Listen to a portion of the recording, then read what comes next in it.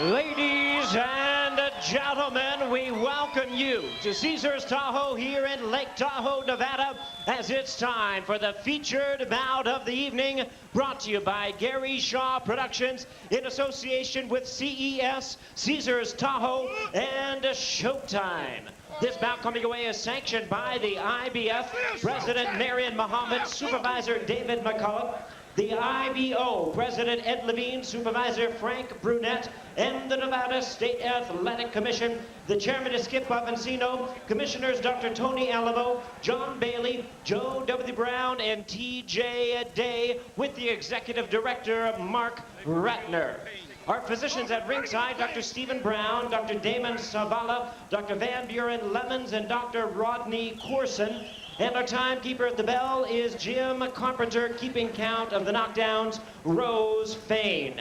Introducing to you our three judges scoring this bout from ringside. From Miami, Florida, Rick Bays. From Carson City, Nevada, Keith McDonald. And from Gardnerville, Nevada, Doug Tucker. Introducing our third man of the ring, the referee in charge of this bout. He is working in this, his 21st world title bout, Vic Draculich. All right, fans, here we go with the main event of the evening. 12 rounds of boxing for the IBF and the IBO Super Middleweight Championship of the World. And now, ladies and gentlemen in attendance and boxing fans joining us around the world, live from Lake Tahoe, Nevada, it's showtime!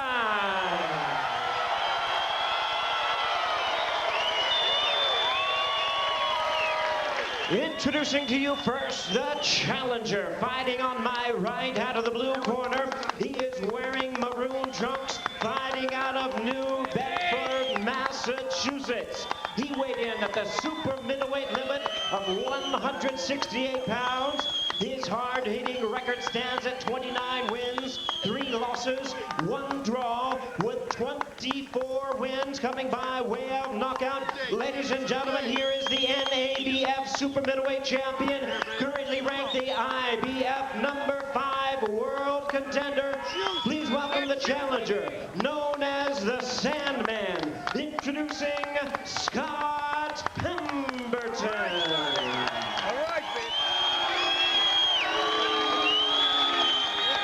And his opponent across the ring on my left, the defending world champion, fighting out of the red corner, wearing orange trunks with black trim, proudly representing his home of St. Petersburg, Florida.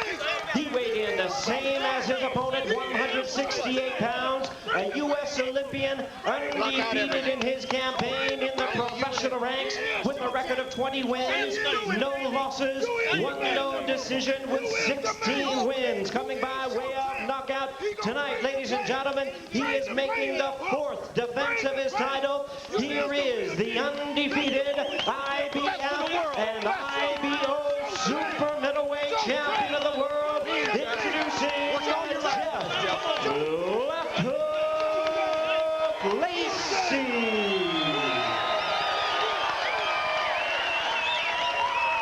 12 rounds of boxing, ladies and gentlemen. Once again, a referee in charge, Vic Draculich, now to give instructions.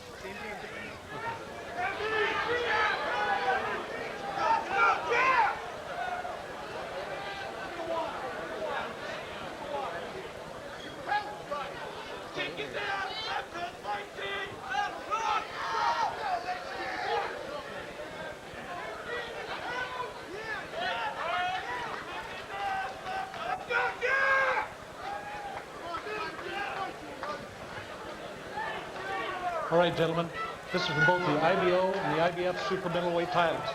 You've received your instructions in the dressing room. Again, I want to caution you. Any punch below this point is going to be called low. Any punch below this point are going to be called low.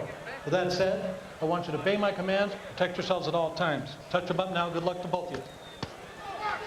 In 50 total fights, Lacy and Pemberton have combined for 45 knockouts. We could go out in a blaze here in our final bout of 2005. The muscular left hook Lacy, IBF and IBO champ. We wonder, where is it all headed for this gifted champion? Tall, durable Scott Pemberton, turned pro at 28, makes up for a questionable chin with a heart the size of his beloved New England.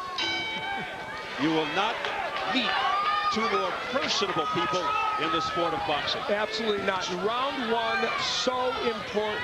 Scott Pemberton has to make sure that the moment doesn't get to him, and he also has to make sure that he at least begins fighting this tactical fight that he and his new trainer, John Scully, want him to.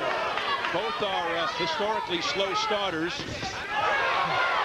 As Pemberton, and everybody knows who follows Lacy, while he's got the catchy nickname of left hook, the right, as you pointed out in the keys, equally, if not more, dangerous. And he is wailing. Well, we said Rafael Marquez was a slow starter. Look what he did. And in this fight, we're already off to a quick start. Lacy with the overhand right. He's obviously decided that's the punch du jour for him in this fight. You may have seen a recognizable face with Jeff Lacy, accompanied by his buddy and stablemate Winky Wright, the junior middleweight champ. Scott Pemberton is poised. I'm going to tell you right now, he knows what he's doing in there. He's used the jab a lot. When Lacy got on the inside in the ropes, he held on immediately. Scott Pemberton has his wits about him. That doesn't mean he's going to be able to box and be a tactical fighter for 12 rounds, but at least he understands it, and he's starting out in that vein. 24 of Pemberton's 29 wins by KO, but he's been KO'd 3 times. The most recent, big right over the top by Lacy. The most recent by Charles Brewer 3 years ago. 5-0 since. Can he avoid Lacy's power? Will he raise the level of his game? Can he expose any of Lacy's weaknesses? Well, some say there's nothing more dangerous than an underdog. We'll soon find out. Now, there was a jab and a straight right hand by Pemberton. He can at least get those punches in, but we've seen other people do that to Lacy. We saw Ruben Williams land countless jabs and straight right hands, and early in the fight, but Lacy just walked through them eventually. The prevailing opinion, Lacy just too strong for Pemberton, and will have his way. Here's Pemberton dishing out. But the punches having no effect on Lacy, who chases Scott around. Break, let's go. Jeff Lacy is a powerful puncher who is very hard to hurt, and that's a combination, especially in the 168-pound division. Scott Pemberton is fighting as good a first round as he would have drawn up, and yet he's still getting whacked by big punches by Jeff Lacy. Lacy throwing the jab, which looked very impressive in the win over Robin Reed, the best it has looked. The first 2,000 U.S. Olympian to win a world title. Now, early in this fight, Lacy's being out-jabbed by Pemberton. He's not using that punch quite as much as he would want, I think, and I'm sure they'll tell him to do that. Dan Birmingham will. And Pemberton doing the right thing in the first round, fighting from the outside, using his range, and every once in a while sticking the right. Jeff, he's not doing nothing backing up. Stay right with him. When he backs up, then attack. He's backing up, getting set, and punching. As soon as you see him backpedal, attack. Don't let him get set. Boxing beautiful. Great blocking. So you know this guy ain't got nothing for you. Nothing. Breathe. Get your win. Move, relax. You don't need to move real fast. You know what I mean? Just a little bit. All right? He'll meet you. You'll meet him with the jab. You're hitting him with a lot of jab. You gotta stay with the jab. That's your key. Deep breath. Deep breath. Take a breath. Suck it up. How you feel, brother? Hey, you're in there. Listen, you're right you know in the he's fight. going to take them big swings, you know, so That's be right. ready. Don't stick your head up in the air for that, okay? Deep breath. Come on. Stay there. Stay there. Former light heavyweight John Scully, who got under the skin of Jeff Lacy in the press conference, didn't he? By saying that Lacy's power was overrated. Well, Lacy said, I'll make a believer out of Scully by taking it out on Pemberton. Round 2 scheduled for 12. Lacy in the Halloween orange and black. Watch the hole of that. And what Watch the better hole. ref to have in post-Halloween than Dracula?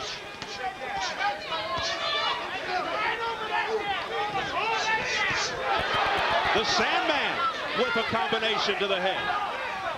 Stop. Watch the hole. Go. Lacy protecting his head. just in case. Nice jab by Pemberton.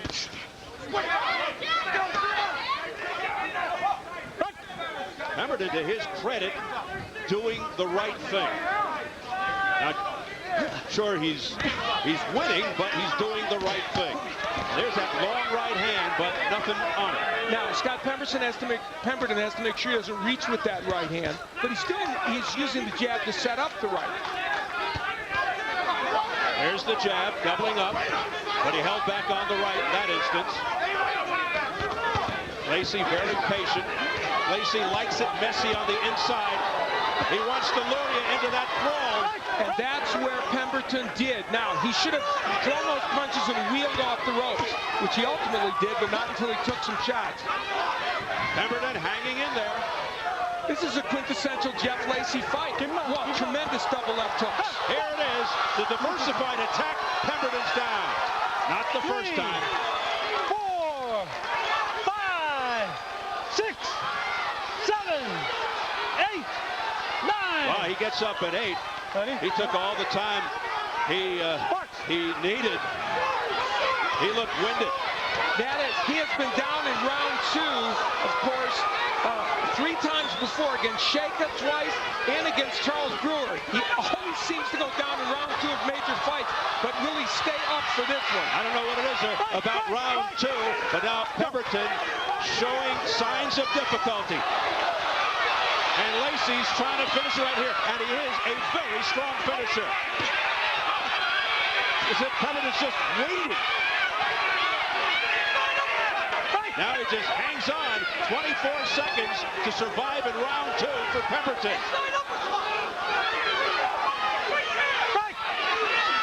Off the head, stay off the head, let's go.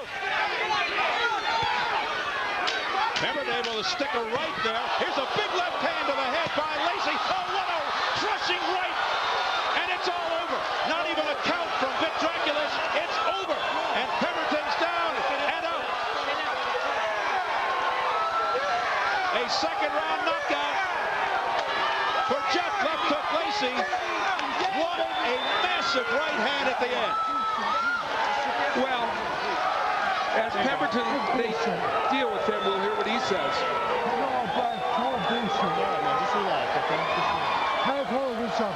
Jeff Lacy making quick work of Pemberton. He took a lot of shots, okay? Sit down.